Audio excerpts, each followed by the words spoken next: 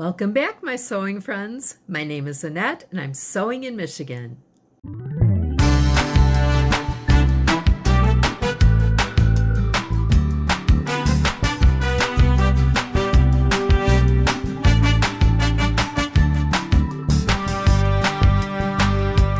Today I'm here to tell you about this new make that I'm wearing. This is the Laura dress from Style Arc. And I'd like to show you a full-length view of it, tell you a little bit about it, and then I will show you the pattern and tell you the particulars about changes I made in the making of this dress. And here is the finished Laura dress, and I absolutely love it. I decided to do the color blocked version, like on the front of the pattern envelope. I had this beautiful piece of floral stretch jersey knit from Beyond the Pink Door in Dorset, England, Andrea's shop. I had kind of bought it by accident. I went on there to look for beautiful florals, as she always has, and had picked out a couple that were made out of cotton or viscose, regular woven fabrics. And I had ordered this one in the same batch, not realizing it was stretch knit. And when it came and I saw the texture of it, I thought, oh, that was my mistake. It was labeled perfectly fine on the site. I just overlooked the fact that it was stretch knit because I was so enamored of the print. So I thought when it came, I'm going to have to find something great I can make out of stretch knit with that. And I saw an ad on Facebook for the Style Arc Laura dress pattern, purchased it, and when it came, I decided, sorry, Nellie here, I decided to do the color blocked version like what's pictured on the pattern envelope. So I went to my local fabric store, Fields Fabrics, and bought about a yard of this black jersey so that I could do the color blocking. The contrasting parts are the front and back yoke, so you can see that, and the sleeves.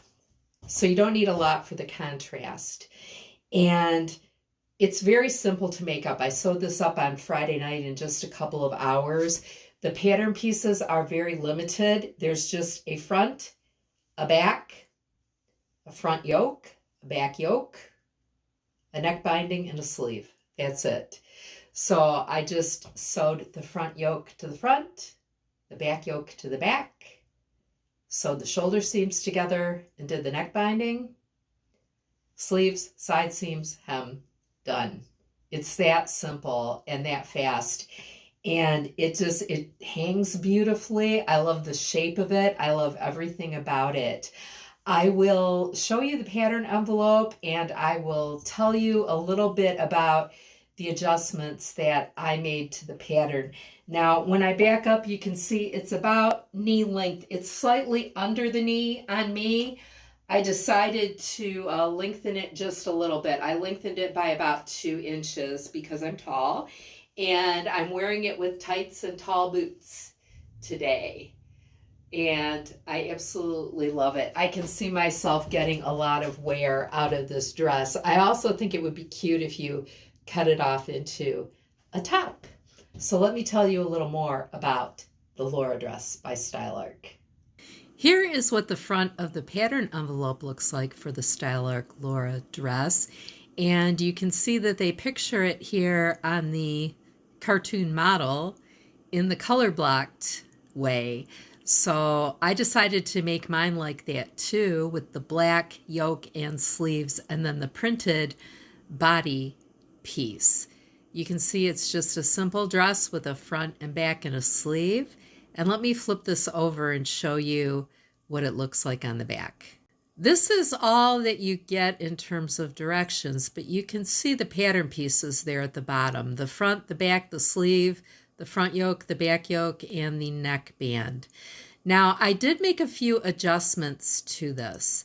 I made the bottom of the skirt about 2 inches longer than the pattern, and it falls right below the knee on me, which is where it's pictured on the drawing on the front. So it's supposed to fall around the knee length. I wanted mine just a little bit longer just to be sure.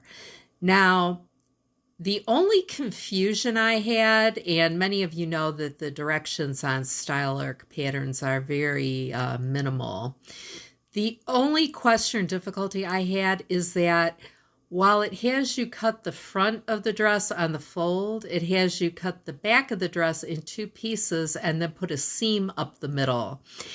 And I couldn't figure out why it would have that seam. That seam doesn't serve any purpose. There is not a zip up the back. After you put that seam in, you sew on the back yoke, which is in just one piece going straight across. I couldn't understand why that part needed to be cut into pieces. And nowhere in the directions does it tell you to sew the center back seam together. The directions also proceed as if the back is all one piece.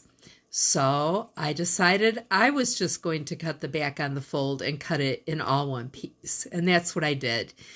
And I really think it was a lot easier that way, having the front just be one big flat piece and the back just be one big flat piece.